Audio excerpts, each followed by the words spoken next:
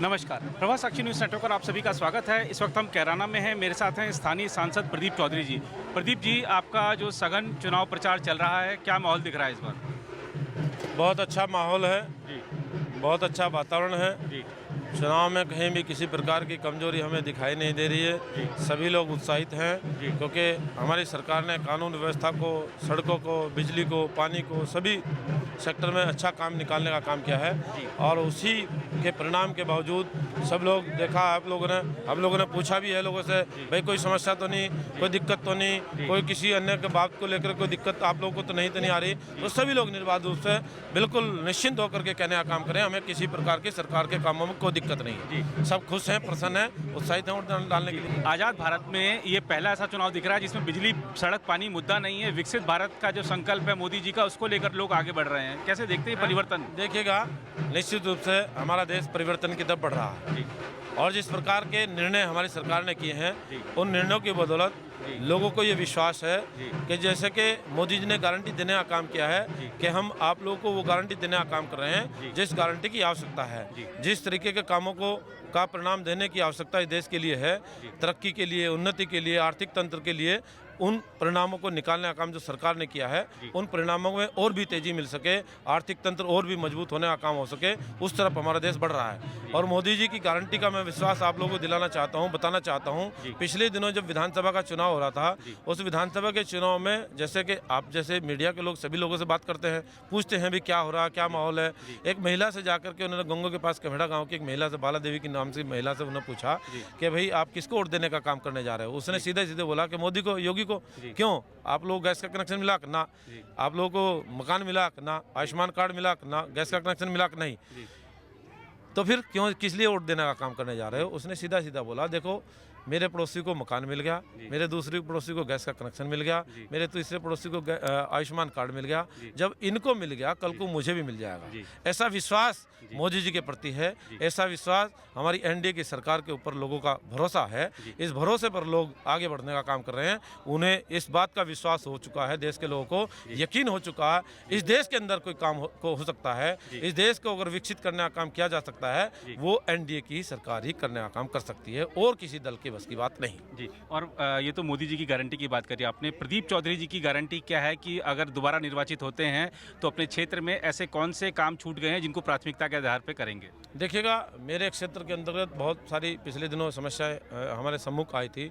जैसे कि हाईवे की समस्या थी, रेलवे की समस्याएं थी, इलेक्ट्रिफिकेशन की रेलवे के इलेक्ट्रिफिकेशन की समस्या थी, रेलवे के ट्रैक की स्पीड बढ़वाने को लेकर के थी, स्टॉपेज की थी, हाल्ट की थी, प्लेटफार्म बनवाने की थी, अमृत भारत योजना में शामिल कराने की थी, जो रेलवे के फाटक होते हैं उन पर पुल सैंक्शन कराने की थी, और इसके अलावा अस्पताल की थी, स्टेडियम की थी, नवोदय विद्यालय की थी, केंद्रीय विद्यालय की थी। उन सभी पर हम लोगों ने गंभीरतापूर्वक काम किया है, उनके परिणाम निकालने का काम किया है। वो सब अब प्रक्रियाधीन है, कुछ पर काम शुरू हो चुका, कुछ काम अंतिम स्टेज पर है।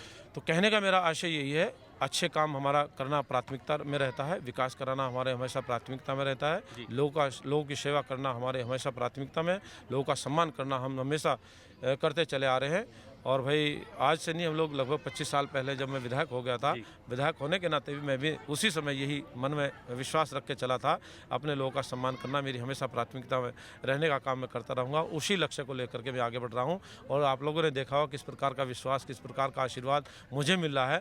हो सकता है कोई बात मन में लोगों की रहती हो, लेकिन जो विषय मेरे सामने आते रहते हैं, जो आगे भी आएंगे, जो समस्याएं भी हमारे सामने आएंगी, उन समस्याओं को भी हम लोग प्राथमिकता पर पूरा करने का काम करेंगे। जी, कैराना वैसे तो अपने गन्ने की मिठास के लिए जाना जाता है, लेकिन एक समय वो भी था जब यहाँ पर पलायन हो रहा था, तो उसको रोकने में आपकी सरकार ने जो सफलता हासिल की, आपको लगता है कि उसका परिणाम इस चुनाव में आपको मिलने जा रहा है? बहुत बुरा हाल यहाँ देखने को मिलता था, खासतौर पर जिस समय समाजवादी पार्टी की सरकार होती थी।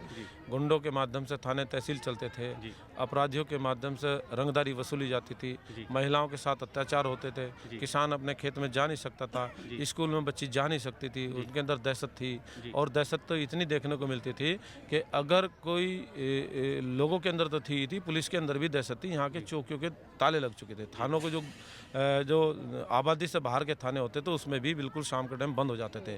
हमारा सहारनपुर का बॉर्डर होता था, बॉर्डर भी बंद हो जाता था। शाम के 6 बजे के 6:30-7 बजे के बाद कोई भी आवागमन दर्शन नहीं कर पाता था। लेकिन आज की तारीख में लोगों को सुरक्षा का माहौल मिला है।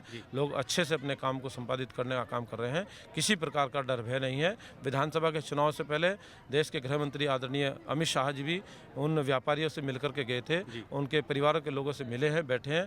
माननीय हमारे उत्तर प्रदेश के मुख्यमंत्री योगी आदित्यनाथ जी भी आए थे, परिवार के लोगों से मिले हैं, व्यापारियों से मिले हैं और सुरक्षा का भाव उनके अंदर पैदा करके गए हैं। उनसे पूछा था कि आप लोग अब किसी प्रकार की कोई समस्या तो नहीं, कोई दिक्कत तो नहीं, कोई डर तो नहीं, कोई भय तो नहीं, कोई अनावश्यक रूप से आप लोगों को तंग तो नहीं कर रहा। सभी लोगों ने निर्बाध रूप से बोला है कि हमें किसी प्रकार की कोई समस्या नहीं है।